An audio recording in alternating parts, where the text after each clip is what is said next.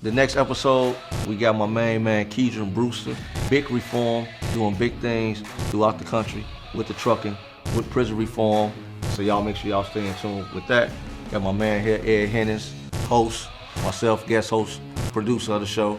Let's get it cracking. I am _Aaron Smith. Make sure y'all subscribe to YouTube, like, share, follow, and make sure y'all hit that notification bell so when y'all hear that theme, y'all know to rock with us. I'm Ed Hennings, and you can find me at edhennings.ceo. Always check us out, Spotify, Apple Music, iHeartRadio, and YouTube. And like he said, like, share, comment, and hit that notification button. Now it's go time. Let's go. With the influx of African American, Hispanic, and women into the trucking industry, the trucking industry has taken on a whole new look. We're here on the Urban Trucker Podcast to capture each and every story inside of each and every truck. We're seeing people from our very own community, single moms and the like, become very successful in the trucking business. That story of redemption, that story of overcoming the odds, that road to success that each and every individual took to be successful in the trucking business. If you put the same amount of effort and hustle into everything else you do into the trucking industry, you're gonna make it. Everybody want to be the boss, but they don't know the boss eat last. I believe that everybody can make it in trucking, but it's the way you go. I let my business take me where I want to go. The trucking game has taken on a whole new look. Thank y'all for tuning in to another dope episode of the Urban Trucker Podcast. I'm the guest co-host. It's my main man, Ed Hennings, who's the host. And we got the pleasure and the honor to have my main man here with us, man, Keegan Brewster. Big reform, Brewster Logistics. Yes. Doing this thing from Texas. Now he in the Chi. About to give us some good game here. So what's going on, bro? We pushing big reform. Okay, sound like a plan. That's the most important thing. Before the party gets started, though, I want to make sure I acknowledge you too, and especially what y'all doing for the community. It's not often that you're able to see black men come together to work together to move the narrow forward. You know how they say push the needle? Yeah. So I want to make sure I congratulate y'all on that and acknowledge y'all for that. We got a lot of people that's doing great things, but they don't get the acknowledgement if you ain't killing or doing something goofy. So, you know, I appreciate y'all for having us up here in the Chi. Absolutely. Yeah. Tired of hearing about Chirac. Let's hear about good Chicago. Hey, ain't no Chirac, man. Okay. Ain't no Chirac. We doing good things up here, though, man. Good to have you on the show, though, man. You got a hell of a journey, 13 and a half years incarcerated, and you're going back in the system, pushing not only just big reform, but part of big reform is big trucking. Big trucking. And we all in the trucking industry in one capacity or another. Ed got 5, 6 trucks. We doing this thing. We got the box truck course together. So let's tap into that, man. Like, why is trucking part of your big reform movement? I specifically chose trucking because it doesn't discriminate. It doesn't matter what kind of felony it got. It don't care that I got tattoos, goals in my mouth. Yeah. None of that matters in trucking. As long as you're able to get the load from point A to point B, they'll give you a bag. Yeah. And you still moving weight illegally, though. We ain't moving weight. We moving freight. There you go. Absolutely. Yeah, that's what we doing now. Yeah. But that's specifically why I chose trucking, especially for individuals getting straight out of prison. You know, everybody want to get a job or whatnot. That's cool, but they want to make the money. That's why the recidivism rate is so high. When they get out of prison, they don't know no other way to make enough income to allow them to live a certain lifestyle. Trucking is going to provide you that opportunity. Yeah. For sure, man. And poverty is always at the forefront of when I see, you know, my journey from the streets into prison and back home. Poverty was at the root of a lot of it. But we just did an event in Atlanta. Shout out to Three Rivers. Three Rivers, that's right. We was at their event a couple weeks ago, and I heard you speak, man, and I was, you know, I big up what you said about the guy that you seen standing out there, and he was juried up, and he was looking good. And you swore up and down he was in the street gang, but he was telling you he was in the truck. Bro, listen, that one moment changed the trajectory of my life. Yeah. When I seen my partner, I honestly thought he was hustling. I honestly thought, like, man, he can't be working. He looking too good. big chains, diamonds, top, bottom, whip. I'm like, man, what you got going on? And his response, I always tell people, it was mind blowing. Man told me, I drive trucks. Trucks? Right. What you mean you drive trucks? Man, he went to breaking that down to me. I was like, oh yeah, I need to go get my CDL. Yeah. I need to see what's going on with that trucking. If trucking got you living like this here, I don't even need the streets. I can do this here. And the crazy part about it, right? Like how what God is doing. Now you that guy. Now people looking at you, right? They see the piece, the Brewster piece, right? They see you living a certain kind of lifestyle. They're like, man, I want a part of that. Yeah, I go out of my way to do it. Yeah. I intentionally go out of my way. You know, I'm from the streets. Yeah. I represent a culture that may be a little different than the norm. You know, where I come from, man, you know, we want to rock big chains. We want to ride pretty whips. We want the J's. You know, this is our fashion statement. So I go out of my way to do it because people seem to be under the impression that I got to be committing crimes and living wrong in order to be able to do it. Yeah. Well, I'm here to make a statement to the whole world that we don't have to do that. Not at all. LeBron James, Jay-Z, Meek Mills, all these different individuals, they able to do it. Yeah. But they doing it from an entertainment perspective. Well, let me show you this entrepreneurship side of the game, and let me show you how it's other people who are just having businesses, may have a school, just whatever it is they got going on, but it's providing them the opportunity to live the lifestyle of a dope boy without ever committing no crime. So what would you say is the first step anyone should take? Not anyone, but somebody especially formerly incarcerated, right? Because that's our population that we focus on. Yeah, absolutely. So what would be that first step, man, for somebody coming home and they want to jump into the trucking game, or maybe they don't even want to get their CDL. What's that step for them? They don't want to get no CDL? Maybe they don't want to get the CDL. Maybe but they fresh out of prison? Fresh out of prison. Maybe they're intimidated by the big truck. Okay, cool. I respect that. That's why what I do with the big reform movement is so crucial, but we'll get to that. Yeah. So fresh out of prison, for Keegan Brewster, I got out of prison on August the 4th of 2014. That following week, I got out on a Monday. Tuesday, Wednesday, Thursday, Friday, Saturday, Sunday. Monday morning, I was on my way to work. So I tell people the importance of getting a job. Yeah. The job has nothing to do with you retiring from this company. You're not going to retire from her. But if you anything like me, somebody who really comes from the culture, if I got $0, the probability of me committing a crime just became extremely high. So I know if I just go to this warehouse and I'm working, if I ain't got $400 or $500 coming in every week, it's not a lot of money.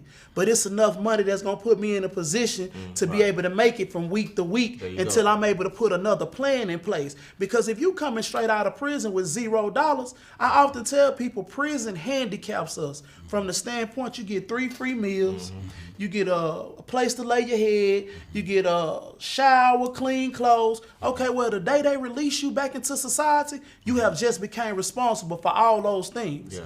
So after that second or third day, everybody happy to see you, welcome home. It's over with. Now you done became a liability. Yeah. You another mouth to feed, you another responsibility, you somebody else that's taking up water, lights in the household. Yeah. So I stress to anybody fresh getting out of prison, bro, go get a job.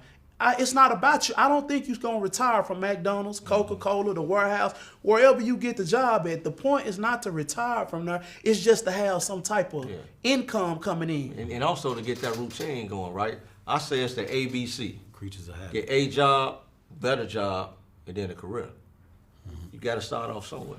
I know so many people that come home from prison and their mindset is starting a business. Yeah. And entrepreneurship is great. It's something that I think everyone should eventually become a part of. But you've been gone 10, 15, 20 years, you need to come home and get a job.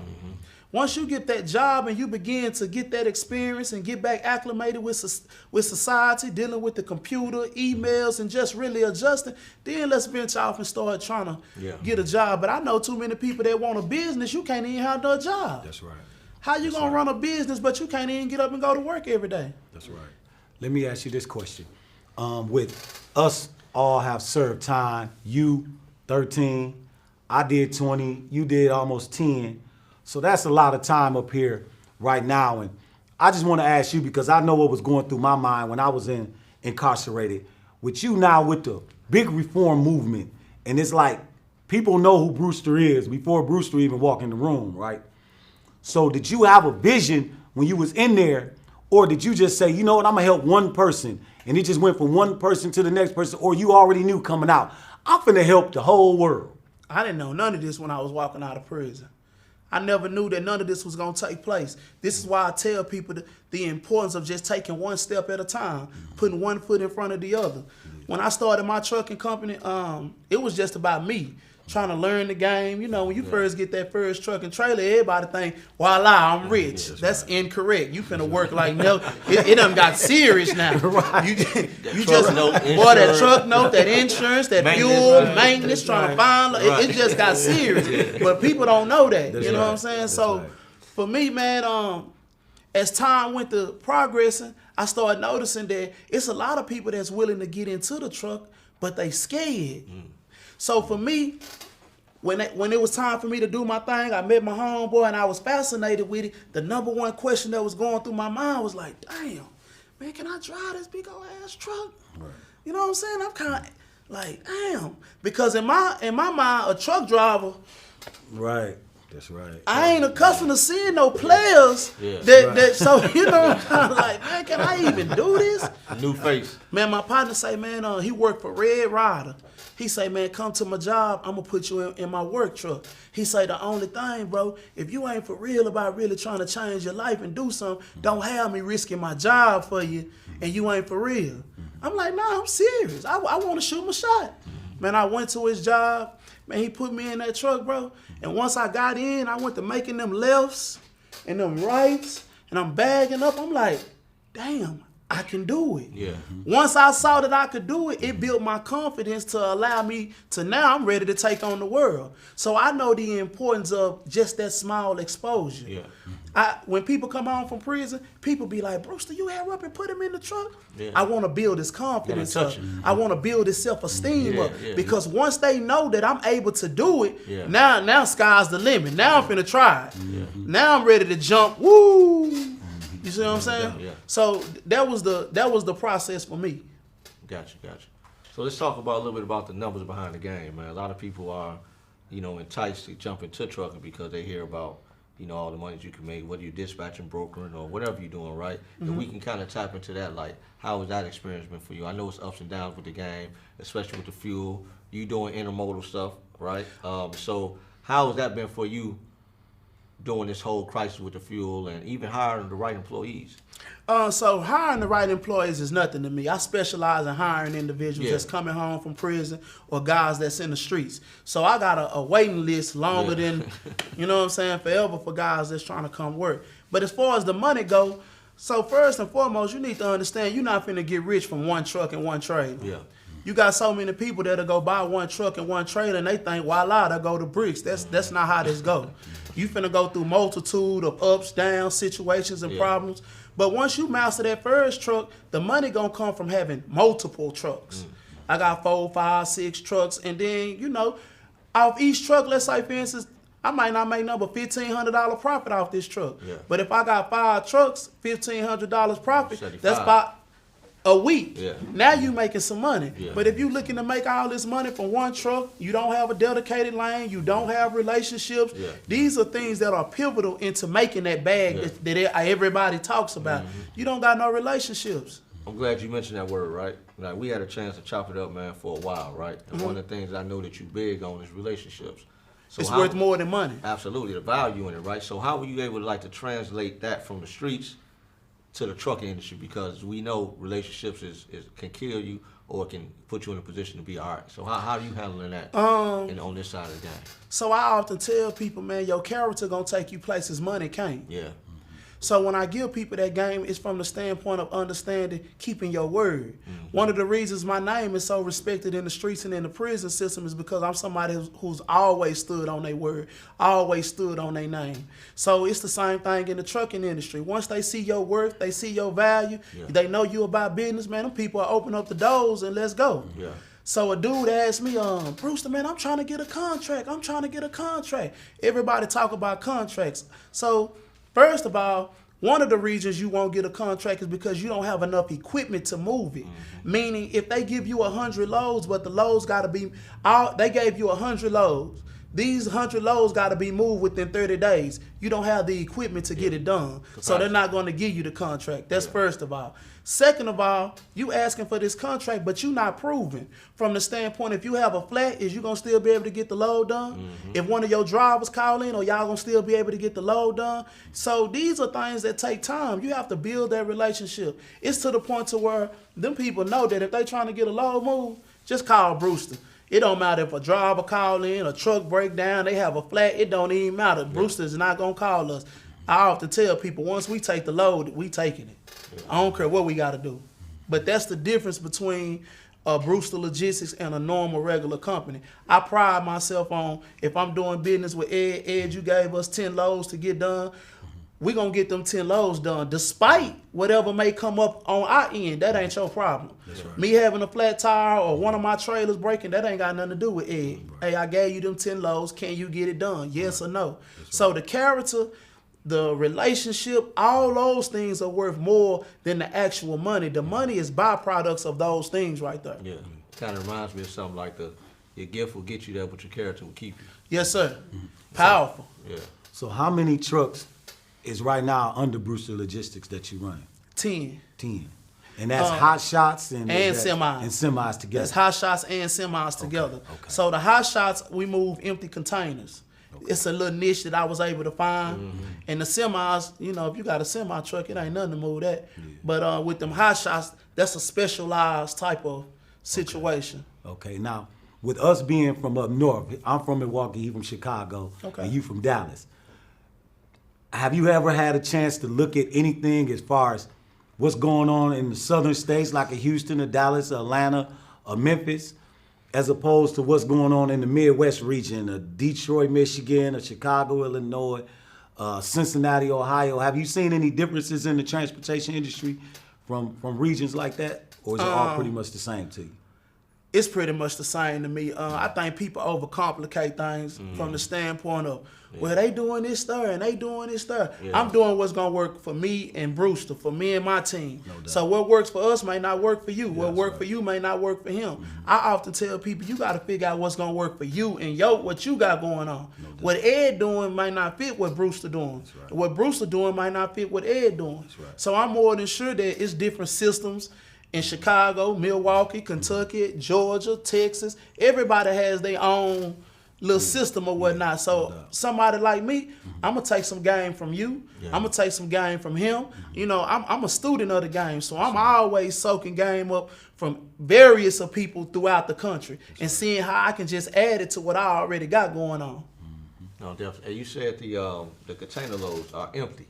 They empty. They're empty, right? So less weight, less wear and tear on the truck.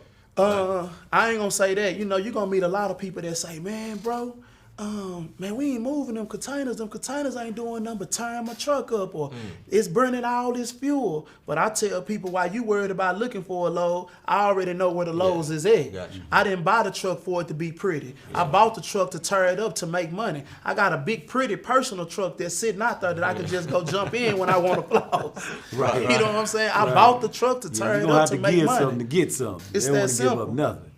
They don't want to give up nothing. Nothing. But that's what I hear all the time. Like, man, them containers, man, them containers, they consistent and they guaranteed. Yeah. You on the load, boy, you trying to figure out where the load's at. I know where the load's at. It's about 100 of them right here. Because people like you don't want to do them, but Brewster will do them. Yeah, definitely. For show money. For show money. Yeah. So I meet people that's in the hot shot game, and they'll tell people, I made $8,000 this week. Yeah, that was 1 week out of 6 weeks. Right.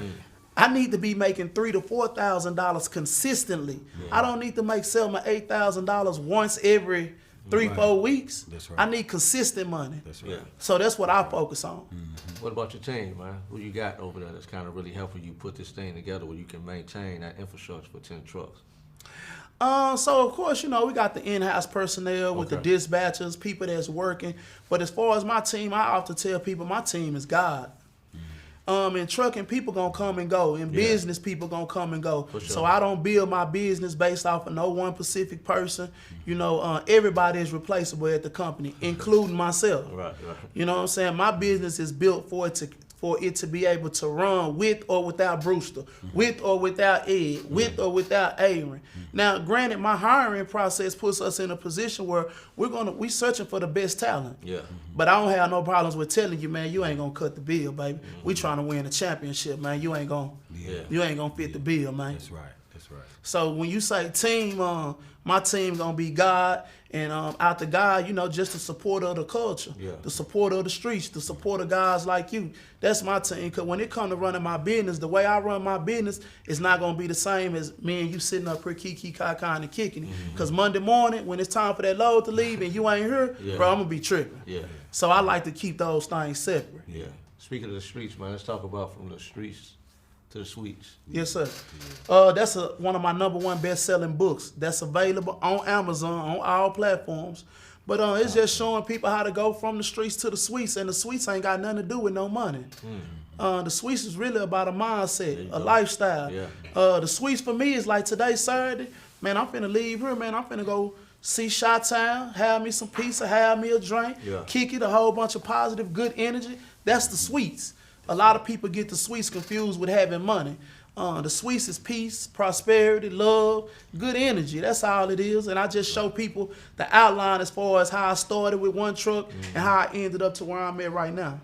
No, I love it, man. I love it. So like, we've all had our share of times going back in and talking to the guys and trying to do that big reform, right?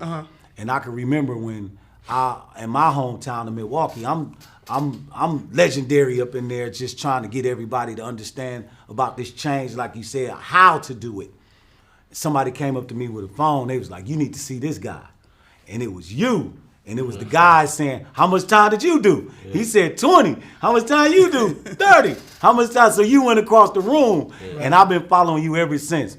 But one thing that I want to ask you is, how many times a month, or how often do you go inside and talk to the guys? I go by like 4 or 5 times a month. So right now I'm currently in the process of doing a prison tour. So the thing about the prison tour is I'm afforded the opportunity to go to all of the institutions. And when I go in there, man, you know, this my people right here, this family. So I'm gonna be able to serve them in ways that the administration can't. You can't speak our language, we can't relate to you, so what you saying becomes void. Not saying what you saying is wrong. Everything you telling me could be correct, but we don't relate to you. Without the emotional connection, there'll never be change. So the fact that they allow me to do that is beautiful, but I tell people it allows to put the brand in the system. So I tell people, I don't need you to pay me to go into prison. I just need you to allow me to get the content so I'm able to show the streets what we doing. We'll get the money on the back end. Yeah, that's right. So I go into the prisons about 3-4 times out the month throughout the country. It just depends on where I'm at, what my schedule is, but we're going to be having a prison tour for the rest of this year and going into next year. That's what's up. So is that mainly in Texas, or are you all over the country? Now I'm all over the country. Okay. Texas, Louisiana, Georgia, Nevada, Michigan. So them the places I've been hitting, but I'm always looking to open up the doors. California, Kentucky, Milwaukee. I'm trying to touch the culture. Let me go to all these legendary spots y'all be talking about. You understand me? Y'all are glorifying these dudes that's in these legendary spots. Y'all need to be glorifying Ed. Y'all need to be glorifying Urban Brewster. We the guys that's actually on the ground putting in real work. Absolutely. But you know, I don't know what to say about our culture. We talked about that earlier. You know what I'm saying? Man. I think the world ain't got so used to the likes and the comments. That's what we basing, you know what I mean, the value of a person off of. You know what I'm saying? But like I say I'm dope in real life. And I don't mean that saying that arrogantly. You know what I mean? No. That's how you need to say it. I recently heard a song by the dude, Jeezy, I think. He say, man, don't compare me to trappers. Compare me to greats. Pablo died on the rooftop. That ain't my fate. Chapo got life, he ain't getting out. You know what I'm saying? I'm like, see, he explaining to guys, you know, y'all idolizing and looking up to these individuals, they dead and gone. What about Ed? Ed's somebody who done put a beautiful trucking company together. Yeah. What about Aaron? He's somebody that's doing X, Y, and Z, but you won't hear about these things because it's not glamorized. Yeah. So that's why I put this big reform movement in their face the way I do. I need you to see that it's individuals like myself with the swag, with the sauce, that's turned up, and we ain't doing nothing negative. We can still, have the stilo of the culture. That's right. But you got people who feel like, so they ashamed and embarrassed to change. From the standpoint, they feel like if I change, now I can't be that guy. I can't wear the chain. I can't do this. I can't.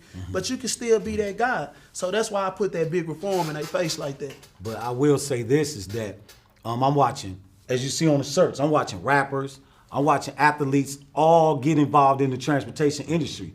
And it's because of people like you, and it's because of so many people that is that new face of trucking. Yeah. Because it was the middle-aged white man 30 years ago when we was growing up.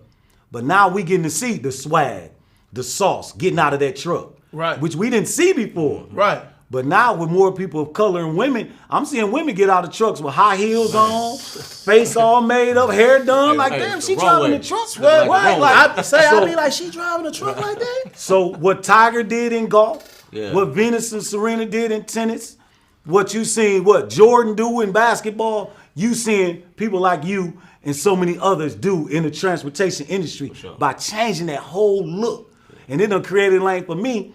Well, I'm starting new businesses because of that new lane. Yeah. Right. You know what I'm saying? Because now they have to be catered to as well. Right. You don't want when I see Brewster, he juried up, looking good, getting out of a truck. Yeah. So he ain't wearing the big boots, the cowboy boots. I mean, not some nice cowboy boots, not the big dusty ones off of Smokey and the Bandit. You know what I'm saying? You got on some nice, and that's a whole new lane to cater to because the truckers I know in Milwaukee, they like you. They getting out. They got red bottoms on. They got jewelry on. They not playing. They not getting in no truck. Right? Hey, speaking of boots, speaking of shoes, you already know where I'm going, man. Yeah. Man. Let's talk about the head trucker wear joints, man. Hey. See, and before we talk about the shoes, this why I like these right here. Let me check you out. Let me check these out. Let me check. Take them off. So take them off. Let me show you why I like. Now, let me show you why I like these. No, I'm serious. Yeah. Guess what Master P taught me? Brandon? Nah, man. Master P told me the importance of product. Yeah. I tell people this is why you gotta have your brand. This is why you gotta have the boost. So if somebody wanna support Ed, how they gonna support him? How we gonna support you, Ed? That's right. You gonna support me by going to go buy my shoes, by going to go buy my t-shirt. Yeah, I learned that from Master P. This is why I tell people I write books. This is why I got t-shirts. This is why I got this. Because if you're trying to support me and what I got going on, I need you to buy a t-shirt, buy a book, go buy these shoes right here. You can find them. They on his Instagram. Go to the link in his bio. Yeah. Right. So if you're really trying to get behind the culture and uplift what we trying to get going on, I don't need you to come to do nothing for me, but go buy these trucks right here. These shoes, because the money that I'm finna get from this is gonna put me in a position to continue to do the work. Yeah. That's why I love these right here, Ed. Yeah. Thank you. This is why I love them. I appreciate it. Is they comfortable? Man, very comfortable. It's inspired by me being behind the wheel of a truck the last 4 going on 5 years, man, and just knowing, once again, the truckers need comfortable shoes. I even have some with steel toe, so if you do what my guys do, which is furniture delivery, you want to have safety. But more importantly, with people of color, we bring that sauce, we bring that swag, we bring all of that what Brewster always been talking about. Now we done created a lane where now the new trucker needs sauce. So don't come out with no new boots. Don't come out with no new shoes. It ain't got no sauce. Because we ain't buying them. We ain't buying them. We need that sauce. We ain't buying them, man. We need some sauce. Yeah, we want safety. We want comfort. Yeah. But you better have that sauce with it. So I just jumped in, man. I'm an entrepreneur. And once again, it's a lane created by people like Brewster and so many others in this industry. And I'm just grateful to be a part of this movement, man. Speaking of entrepreneur thing, right? We all got some kind of courses going, right? You got the thing going as well with the course, right? So I have a course where I show people how to get into the hot shots. Gotcha. I give them the basic blueprint. But my main thing be that big reform movement. Yeah, man, come book us so we can come pull up and rock the culture. Yeah. That's right. That's right. Y'all hear that, man? That big reform, because I get calls, DMs, letters all the time about somebody with a brother, somebody with a loved one that's just trying to figure this thing out, man. So you got some brothers up here right now, man. We fully committed, you know. And when I say committed, I mean we gonna do it even when we don't want to do it. Ooh. So just make sure you tap in with the Big Reform Movement, with Aaron, with myself, the Urban Trucker Podcast, from Dallas to New York, man. We open to come and rock with y'all and try to, you know, help that family out, man, because we know how I feel. I most definitely know how I feel. Hey, speaking of helping folks out, right? Talk a little bit about that box truck course you got going. A lot of cats getting into the game. They may not have a CDL, but right. But all the people that follow Boss Man Brewster, everybody that's in my DMs harassing me about box trucks, here it is, right here. Don't send me no DM. Don't message me no more. I'm telling y'all, the box truck game, here it is, live and direct. Can you please tell my people how to get this? Listen, man, anybody that follow Brewster and know what he do with the hot shots and all that, and y'all got box truck questions, we can answer every one, man. We've done this thing and broke it down to a science. Myself, Aaron, and Stretch Finance, we put the computers to it. We put the computers to this, man, and we analytics and practical work, because I'm still out here in the trucks. So I'm giving you what I'm experiencing on a daily basis for you to understand what it is to see it, to hear it, and to know what it smell like, man, in this box truck. So don't miss it, man. You know, it's a number of other people out there that's doing it as well. But if you like how we talk and what we got going on, tap in with us, man, and we're going to show you this box truck game so you can make them 6 figures. All I'm saying is the man just gave y'all how to find them. Don't ask me about no box trucks, man. Man, I made a video for y'all about box trucks. Man, 100 people been here. I'm like, look, man, them just my partners. Right. They did time from upstate. Let me connect you to them. I can't answer one question about box trucks. But people do call. Hey, Brewster. Brewster. I be like, just chill. I've been sending them to y'all though, man. For sure. Appreciate that too. Appreciate that. What's next for you, man? I know the Big Reform is doing big. What's bigger? We finna put that Big Reform CDL school in motion. Okay. I'm trying to see if we can have one. I want one in all major cities in America. Gotcha. And we're not gonna just have a regular CDL school. It's the Big Reform. So we're gonna have the sauce, we're gonna have the flavor to where we're gonna have the gym. It'll be painted like a rec yard. But the idea behind this is how we sitting up here chopping game. I want to be able to chop game with a brother that's either getting out of prison or coming from the streets. Let me show you how to handle conflict resolution. Let me show you how to handle issues on the job. Because the way you would deal with something in the streets or prison, you can't handle that like that on the job site, bro. You got to know how to conduct yourself and move. So that's what that'll be going on. We'll have a library. We'll have a library every graduation. You know, I'm going to have different individuals coming to pull up. So, you know, I'm looking to have a Big Reform CDL school throughout the country. And I think that's very effective because I remember when Magic Johnson started his theaters. Magic Johnson said, I'll put some Kool-Aid and some sweet potato pie, and I allow my people in my theater to yell at the screen. He said, but we black people, we like to yell at the movie. So, you know, that was his thing, and that shot him off. So he had to know the culture, though. Yeah, he had to know the culture. Right. Just like what? So that's why I know the culture, because when I first came home from prison, I was working a job, and I had a situation where a dude went and done something, and I'm talking about, I was like, boy, what's wrong with you? Where I just come from, they'll bust your head to the white meat for that. But I had to catch myself like, hey man, you ain't in prison no more. You need to check yourself, man. You at work. This is a job. You here to take care of your business and leave. But I was able to make that connection. I know so many people, I see it all the time. I got homies coming home, he just done 20 years, he get in here, this white man talking to him crazy, he just come from prison. This man coming to him like this here, man, it's showtime. Now y'all understand what I'm saying, you know what I'm saying? So, but I had to explain to all my partners, hey, you not in prison, bro. Yeah, that's your supervisor. You need to get up off of that right there. If you got a problem with what he doing, you need to either go write it up, go to HR. It's several different ways to handle it besides you going upside his head. Because you do that, you finna go to jail, you finna lose your job. And even if they fire you, now I can't go to another job and use them as a reference. So, you know, this is a thinking man's game once you go back into society. So that's why I tell people like, hey, homie, my people need real, they need to be shown and explained this.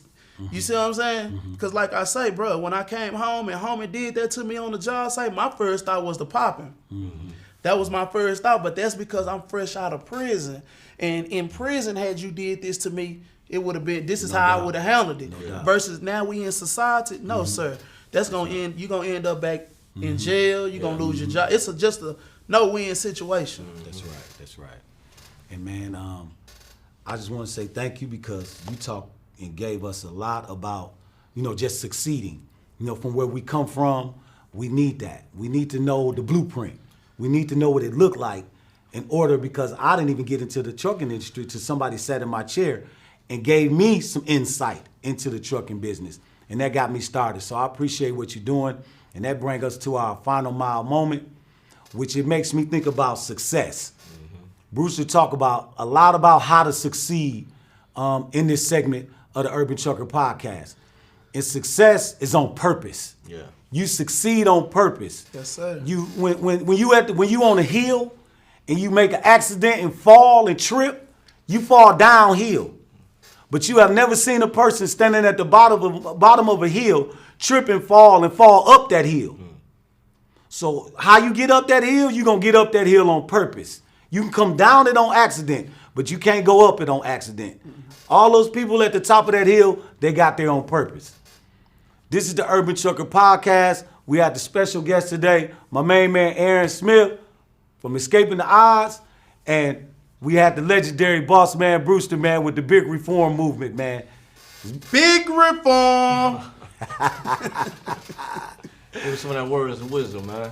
What you got? I leave with telling the streets and the culture, man, just to believe in themselves. Step out your comfort zone. Try something. They don't believe. They don't have no belief that they can do anything outside of what they face with right there. And the world is so big. So I believe it with stepping out my comfort zone and believing that I can do something. I'm gonna leave Yes, y'all. sir. I'm gonna leave y'all with, you know, you get a lot of people, you probably get it too. Put me on, put me in a room, right? And no doubt, even for ourselves, once we get in those rooms, we gotta stay in those rooms. It's one thing to get there. Can you stay there? Can you stay there? You know, you fumble the ball, it's over. That might be the last time in the room. You know. Then once you get in there, you open up the back door for your people. Yes, sir. No doubt. Yes, sir. Urban Trucker Podcast, Escaping the Odds Media, big reform, doing big things. And y'all follow us, like, subscribe. Y'all can find me, @Aaron Smith, or Escaping the Odds Media. Where they catch you at? You can find me, Ed Hennings, on Instagram at edhennings.ceo. And where can we find you at, Brewster? Boss Man Brewster on all social media platforms. www.bigreformmovement. Big reform. There you go. Let's get it.